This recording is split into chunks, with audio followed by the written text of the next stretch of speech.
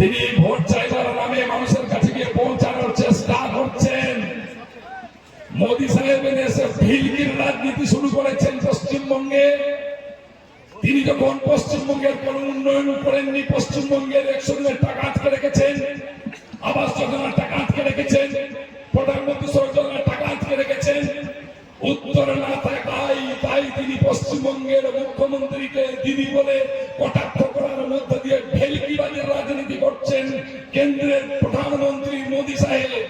আর তারই এখানে একজন সাগরে, তারই মন্ত্রিসভা, তারই একজন সাংসদ ফকির মুর্মু সাহেব আমার ভোটের জন্য মানুষের দুয়ারে দুয়ারে ঘুরছেন।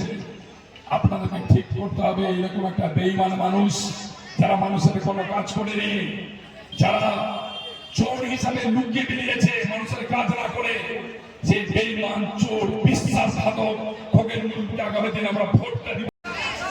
তিনি ভোট চাইবার নামে মানুষের কাছে গিয়ে পৌঁছানোর চেষ্টা করছেন। মোদী সাহেব এসে ভিলকির রাজনীতি শুরু করেছেন পশ্চিমবঙ্গে।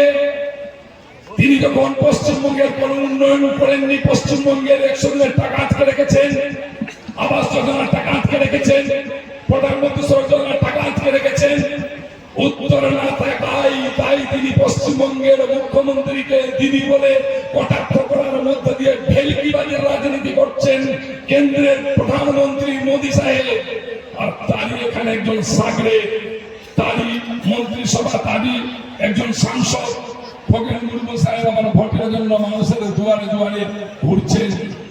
আপনাদেরকে ঠিক করতে হবে, এরকম একটা বেঈমান মানুষ যারা মানুষের কোনো কাজ করেনি, যারা চোর হিসাবে লুকিয়ে বেরিয়েছে মানুষের কাজ না করে, যে বেঈমান চোর বিশ্বাসঘাতক ফকির মুর্মুকে আগামী দিন আমরা ভোটটা দিব কিনা এটা এলাকার মানুষকে ঠিক করতে হবে। আমরা জোর গলায় তৃণমূল কংগ্রেস বলতে পারি যে 5 বছরের মধ্যে আমাদের চাঁচল 2 নম্বর ব্লকে হাতে গোনা 10 দিনও ফকির মুর্মু সাহেব এখানে এসে পৌঁছাননি। আমাদের এলাকার কোন দুস্থ মানুষ, আমাদের এলাকার কোন সমস্যা, আমাদের এলাকার রাস্তা, আমাদের গরিব মানুষের অসুবিধার পাশে এসে তিনি দাঁড়াননি।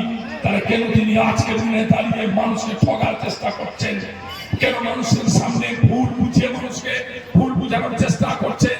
তাই আমরা সমস্ত তৃণমূল কংগ্রেস কর্মীদের সাথে সাথে সর্বস্তরের মানুষ যারা আছেন তাদের কাছে আমরা আপিল করবো, বন্ধু এবারকার নির্বাচন আমাদের বেঁচে থাকার লড়াইয়ের নির্বাচন।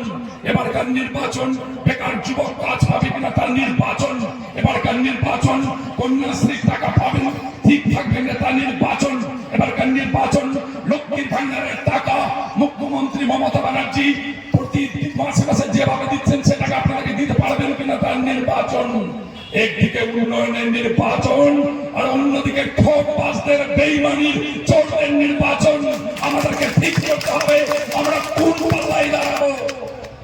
আজকে একটা বক্তব্য শুনছিলাম একটু আগে, বিজেপির ছাত্র যে সংস্থা আছে এবিপি, তারা আজকে ডিএম অফিস ঘেরাও করেছে এবং ডিএম অফিস ঘেরাও করে সেখানে ডেপুটেশন দিবার নাম করে সেখানে পায়রার পায়ে ডেপুটেশনের কাগজ পড়ি উড়িয়ে দিয়েছে।